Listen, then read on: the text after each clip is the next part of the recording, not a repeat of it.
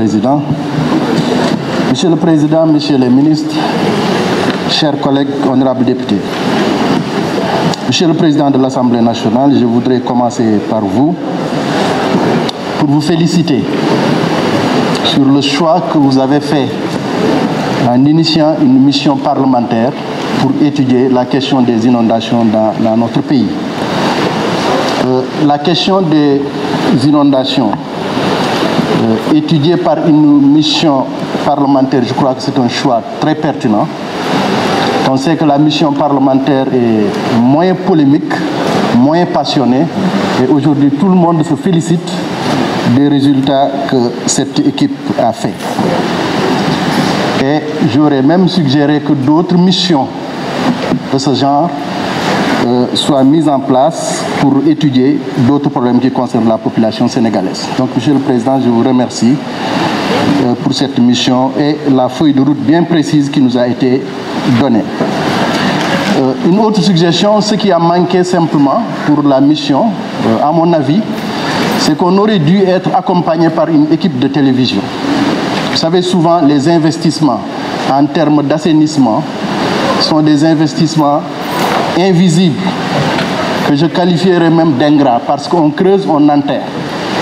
Il fallait voir ou faire montrer à l'opinion par une équipe de télévision les importantes réalisations qui ont été faites par le gouvernement du président Macky Sall dans le cadre de l'assainissement et de gestion des inondations.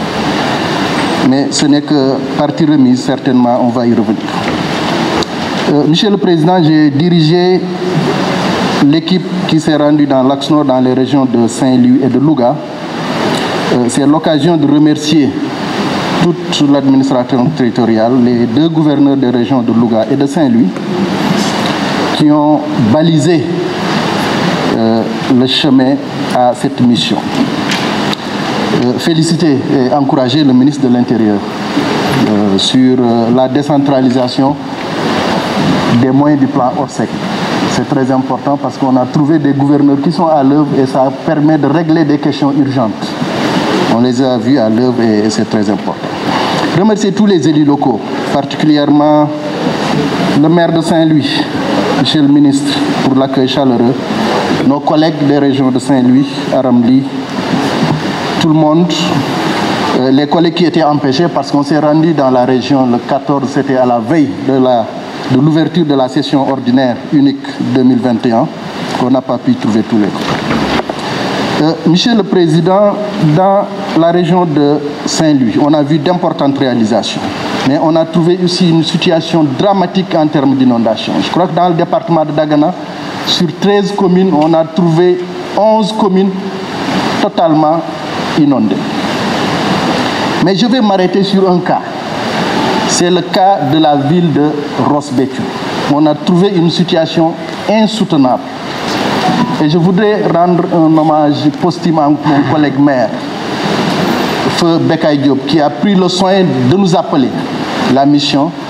Il a montré les efforts qu'il a fait dans le cadre de drainage des eaux. On a trouvé une ville engloutie totalement par les eaux. Au mois d'octobre, mi-octobre, on a trouvé des écoles totalement dans les eaux. La mairie de Ross Béthio également.